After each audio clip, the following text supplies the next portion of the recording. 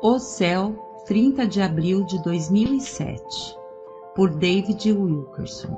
Não ouvimos muitos sermões sobre o céu atualmente. Isso pode parecer estranho, já que a alegria de todo cristão é refletir sobre estar com o Senhor por toda a eternidade.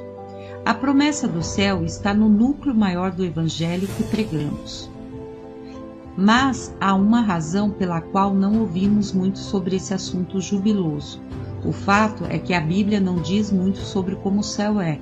Jesus nunca se assentou com os discípulos e explicou a glória e a majestade dos céus. Ele realmente disse ao ladrão sobre a cruz: "Hoje estarás comigo no paraíso", mas não disse como seria. O apóstolo Paulo se refere aos céus quando fala de ter sido levado ao paraíso. Ele diz que viu e ouviu coisas que abalaram tanto a sua mente que ele não tinha linguagem para as descrever. A ideia que se tem da descrição de Paulo é de que, mesmo se ele pudesse explicar o que viu, as nossas mentes humanas não conseguiriam compreender. Seja o que for que Paulo tenha testemunhado no céu, isso o impactou, de tal maneira que para o resto da vida ele quis ardentemente estar lá. Paulo era grato por sua vida, por seu chamado, por seu ministério. Creio que ele amava o povo de Deus com paixão, mas ao longo dos seus anos de ministério, o contínuo desejo de Paulo era ir para o lar celestial e estar com o Senhor. O seu coração simplesmente ansiava estar lá. Então, onde é o céu? Não sabemos. Efetivamente sabemos que há um novo céu chegando, assim como uma nova terra. E esse novo planeta não será simplesmente a velha terra refinada pelo fogo, mas algo inteiramente novo, e o seu centro será a capital, a Nova Jerusalém. Efetivamente, também sabemos que o trono de Deus está no céu. Igualmente, Jesus está lá, como estão os anjos do Senhor, em multidões incontáveis. Ainda mais, Paulo diz que uma vez estando lá, contemplaremos Jesus, face a face.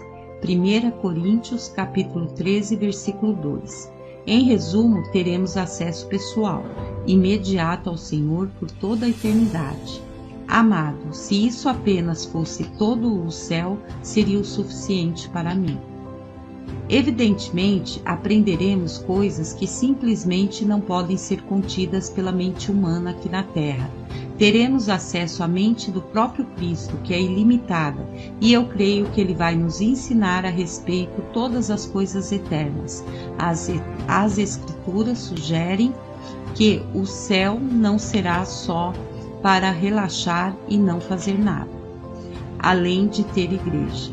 A Bíblia diz que no céu os santos governarão com o Senhor como reino e sacerdotes, e reinarão sobre a terra. Apocalipse, capítulo 5, versículo 10. Agiremos como seus servos lá, os santos os servirão. Capítulo 22, versículo 3. Isso me diz que receberemos estimulantes e abençoadas missões nesse novo mundo que virá. As Escrituras falam repetidas vezes do papel que os anjos têm desempenhado por toda a história, ministrando até a Jesus. Seja qual for o nosso excitante trabalho, podemos saber que continuará pela eternidade. Dera-se que o nosso próprio sistema solar deva ter ao menos cerca de 10 bilhões de quilômetros de diâmetro, e é apenas um ponto no universo. Descobertas científicas mostram que há sistema após sistema após sistema, aparentemente sem fim. Isso é tão tremendo para a mente, assim como o nosso sistema solar corre através do espaço, girando em torno do Sol. Inúmeros outros sistemas estão se movendo um sobre o outro igualmente, e está tudo tendo lugar segundo a divina ordem de Deus. Por essa razão, creio que no céu iremos receber tarefas que são agora incompreensíveis às nossas mentes humanas. Quando Paulo se refere à sua experiência no paraíso, ele fala de ter estado no terceiro céu. Os estudiosos no tempo de Paulo ensinavam que havia 3 camadas. de céus. Primeiro, a atmosfera física na qual habitamos, a seguir o segundo céu, onde as estrelas estão, e finalmente o terceiro céu, onde Deus e o paraíso estão. Tudo o que eu posso dizer sobre esse assunto com segurança é que Jesus ascendeu ao céu acima de todos os céus e nos disse que está lá agora preparando um lugar para o seu povo. Também disse: voltarei outra vez e lhes levarei para lá. Onde eu morar, vocês morarão. Em resumo, amado, não dá para eu dizer como o céu é. Eu não sei muito sobre o que está acontecendo lá. Não tenho nova revelação a oferecer. Não tenho uma versão como a de Paulo, mas dá para dizer como o céu não é, e o que não está lá, pois isso é o que as Escrituras oferecem.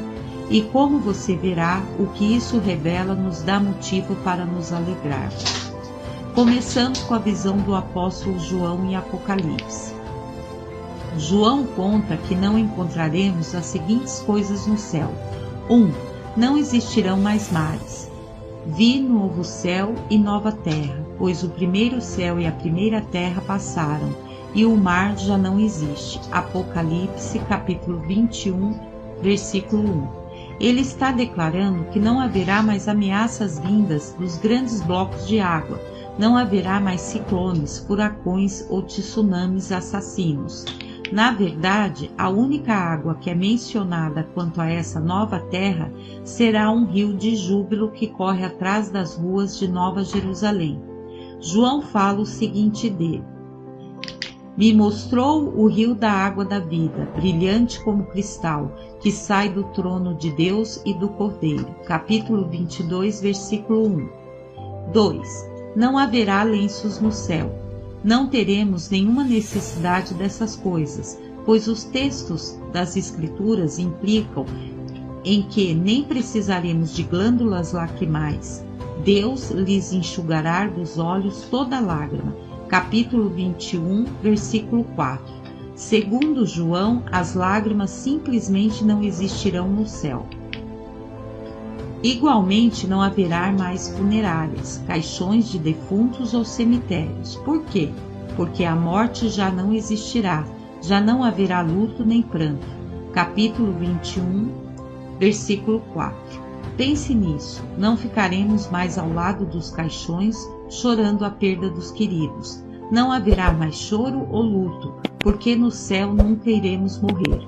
Uma vez tendo sido ressuscitados do sepulcro terreno pelo poder da ressurreição de Cristo, nunca poderemos morrer outra vez. 3. Não haverá mais farmácias, hospitais, médicos, enfermeiras, ambulâncias, analgésicos ou receitas. João diz: já não haverá dor. Capítulo 21, versículo 4. Sou lembrado de uma mãe e de sua filha deficiente que visitaram a nossa igreja. O filho dessa senhora havia cometido suicídio após 7 anos suportando uma dor excruciante que médico algum conseguia diagnosticar. Durante esse tempo, ele tinha de tomar narcóticos fortes, pois só assim conseguia suportar mais um dia. A origem dessa dor nunca foi encontrada. Agora a filha está mostrando os mesmos sintomas. Trata-se de uma bailarina talentosa e estudante brilhante, que ganhou prêmios e bolsas de estudo. Mas a situação dela se deteriorou tanto que agora enfrenta dor torturante e contínua. Como o irmão, essa jovem vive com um grau tão elevado de dor que numa escala de 0 a 10, sua dor chega a 14, segundo os médicos.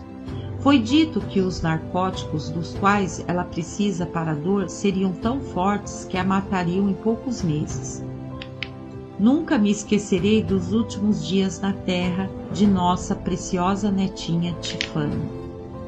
A dor da minha neta, devido ao tumor cerebral, ficou tão intensa que os seus membros se agitavam violentamente. Ela sofria terríveis convulsões e eu tinha de ajudar seu pai a segurar os braços e as pernas de Tiffany nessas horas de dor.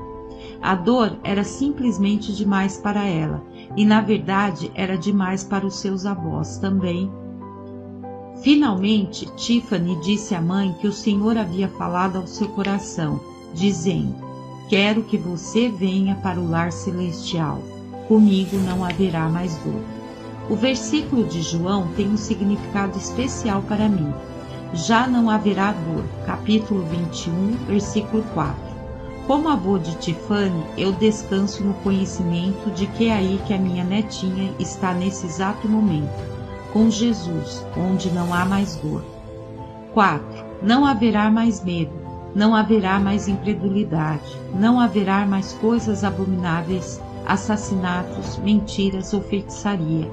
A Bíblia diz que todos os que praticam tais coisas serão lançados no lago de fogo. Quanto aos covardes, os incrédulos, aos abomináveis, aos assassinos, aos impuros, aos feiticeiros, aos idólatras e a todos os mentirosos, a parte que lhes cabe será no lugar que arde como fogo e enxofre. Apocalipse, capítulo 21, versículo 8. Os jornais noticiaram há algum tempo que um casal de idosos foi encontrado morto em seu apartamento.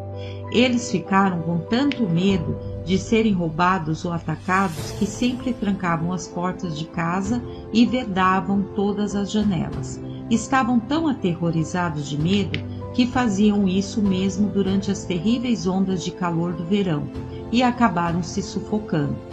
Não haverá mais esse medo no céu, nem haverá mais qualquer violência ou assassinato. Há pouco, um homem que atacava crianças admitiu ter molestado mais de 200 delas. Graças a Deus, no céu não haverá mais tais abominações. 5.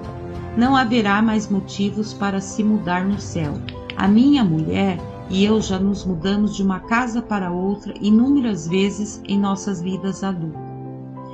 Sou grato porque, quando chegarmos ao céu, nunca mais teremos de nos mudar. Como eu sei disso? Jesus diz: não se turbe o vosso coração. Na casa de meu Pai há muitas moradas. Se assim não fora, eu vou-lo teria dito, pois vou preparar-vos lugar. Capítulo 14 do livro de João, versículo 1 ao 2.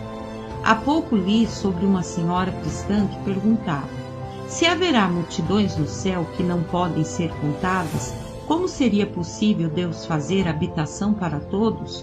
Como poderia haver lugar suficiente para tantos moradores? Vejamos as palavras de Jesus sobre isso. Vou preparar-vos lugar. Tais palavras devem ser um significado para nós. Alguns estudiosos da Bíblia interpretam Jesus aqui como muitas habitações. Isso pode ou não estar correto. Tudo o que eu sei é o seguinte: se Cristo está construindo, podemos ficar seguros de que é algo glorioso. Ao pensarmos no lugar que o nosso Senhor está construindo para nós, não devemos imaginar uma casa de tijolos ou algo assim. Pelo contrário, as moradas dele, no geral, são de uma outra dimensão ou esfera. Como humanos, não conseguimos imaginar um mundo no qual o corpo passe livremente através de substâncias materiais. Jesus fez isso após a ressurreição e diz que no céu os nossos corpos de glória serão como o dele. Esse é o domínio que cientista nenhum descobriu, algo enormemente diverso de tudo o que possamos compreender. O importante que Jesus traz sobre o céu é: esse é o lar celestial. Vocês vão viver eternamente onde eu vivo. E quando eu for e vos preparar lugar, voltarei e vos receberei para mim mesmo, para que onde eu estou estejais vós também. João, capítulo 14, versículo 3. Em termos simples, há um lar na eternidade para cada um de nós. E Jesus diz basicamente: quando esse dia chegar, quando vocês estiverem aqui comigo, eu pessoalmente mostrarei o que construí para vocês. Não há inválidos no céu, nem cegos, surdos ou corpos em declínio. A Bíblia diz que teremos novos corpos no céu. Claro, essa é uma doutrina bem conhecida dos cristãos e Paulo tinha muito a falar sobre ela. Ele escreve: mas alguém dirá, como ressuscitam os mortos e em que corpo vêm? 1 Coríntios capítulo 15, versículo 35. Em outras palavras, as pessoas podem se perguntar: que tipo de corpo ressuscitará dos mortos? Paulo responde que o corpo que entra na sepultura não é o corpo que sairá dela. Quando semeais, não semeias o corpo de que há de ser, mas Deus lhe dá o corpo como lhe aprove. 1 Coríntios capítulo 15, versículo 37 ao 38. Em outras palavras, os corpos que habitaremos no céu serão a sua semelhança, serão celestiais e não terrenos. De acordo com Paulo, o nosso corpo físico é semeado na corrupção, mas ressuscitado na incorrupção. Simplificando, quando o nosso corpo é semeado ou enterrado, ele é um corpo natural, terrestre, mas quando formos ressuscitados, será como um corpo celestial do céu. O corpo que teremos então será glorificado pelo amor de ressurreição de Cristo. As Escrituras nunca dizem que Deus vai procurar partes perdidas do corpo como membros, um por um dos dentes, cada poeira de nosso corpo natural, e dar um jeito de juntá-los. Pelo contrário, Paulo ensina: a carne e o sangue não podem herdar o reino de Deus. A seguir acrescenta: num momento, num abrir e fechar de olhos, ao ressoar da última trombeta, a trombeta soará. Os mortos ressuscitarão, incorruptíveis, e nós seremos transformados. Capítulo 15, 50 ao 52. Os nossos corpos de glória serão a exata semelhança de Cristo. Naquele dia extraordinário, os túmulos se abrirão, e em seu tremendo poder o Senhor criará corpos novos e eternos. Esses corpos serão a imagem do santo e do justo, e nunca se corromperão. E quando isso acontecer, nós falaremos uma língua, uma nova língua que todos iremos compreender. Na verdade, todas as coisas serão feitas novas. Mais eletrizante para mim é o que acontecerá para as milhões de crianças mortas ou morrendo de todas as eras. Em um instante, essas preciosidades serão levantadas com novos corpos. Penso nas crianças cujos corpos foram para a cova devido à doença ou cujas carnes foram trucidadas em genocídios, cujos corpos foram estilhaçados por bombas. Também penso em homens e mulheres cujos corpos foram desfeitos e destruídos pela doença. Penso também nos corpos que foram enterrados em caixões vedados. Penso nos mártires de todas as épocas, nos que morreram por meio da tortura, foram mutilados, serrados ao meio, decapitados, queimados em fogueiras. Todos estes sairão dos túmulos com novos corpos, para nunca verem a corrupção ou a dor.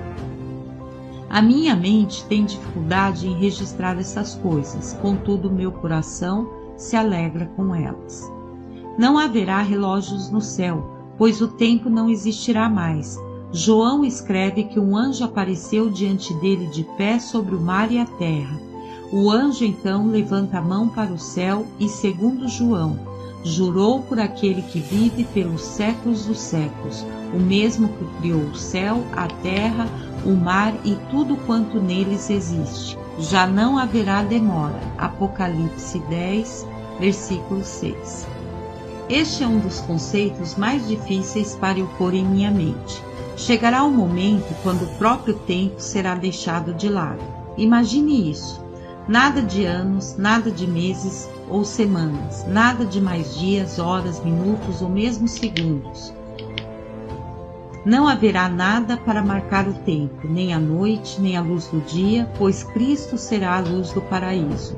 Um pastor puritano tentou descrever à sua igreja a ausência de limite da eternidade. Disse para aqueles que não tentassem entender que a eternidade sempre foi e sempre será sem começo ou fim. Deu-lhes essa ilustração. Visualize a Terra como uma bola de areia, quase 50.000 quilômetros de circunferência. A cada 1000 anos, um passarinho voa sobre ela e retira um grão de areia. Quando ela remover o último grão, então a eternidade acabou de se iniciar. Em outras palavras, na grande trama da eternidade, o tempo está nesse momento fazendo apenas uma breve aparição. Dia virá em que o tempo terá totalmente servido ao seu propósito e será abolido. É tudo surpreendente demais para eu avaliar. Paulo resume isso com uma admoestação a todo o povo de Deus. Paulo exulta: graças a Deus que nos dá a vitória por intermédio de nosso Senhor Jesus Cristo. 1 Coríntios, capítulo 5, versículo 57. Muitos cristãos citam esse versículo diariamente, aplicando às suas lutas e tribulações, mas o contexto no qual Paulo diz sugere um significado mais profundo. Só 2 versos antes, Paulo declara: tragada foi a morte pela vitória. Onde está, ó morte, a tua vitória? Onde está, ó morte, o teu aguilhão? Capítulo 15, versículos 54 ao 55. Paulo estava falando eloquentemente sobre o seu ardente desejo pelos céus.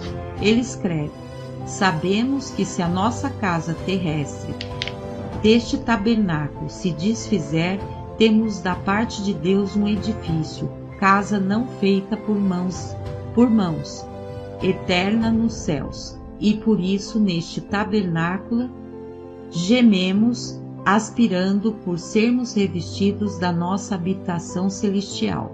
2 Coríntios, capítulo 5, versículos 1 ao 2.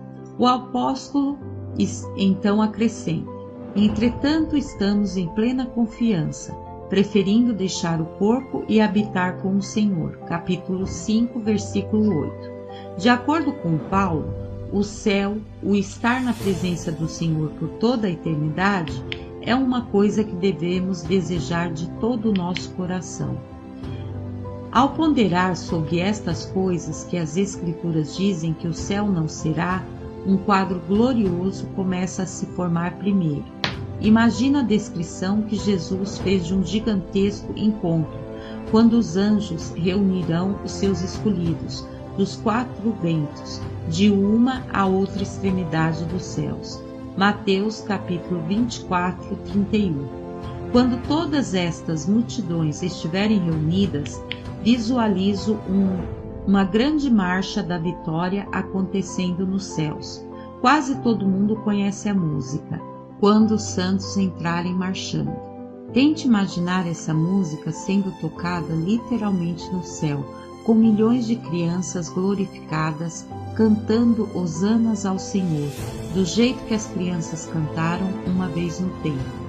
Que som de vitória e de louvor será!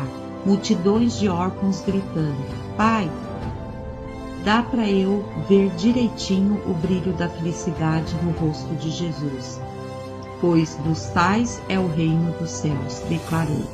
Então vêm todos os mártires, esses que já clamaram por justiça na terra agora gritam: Santo, Santo, Santo.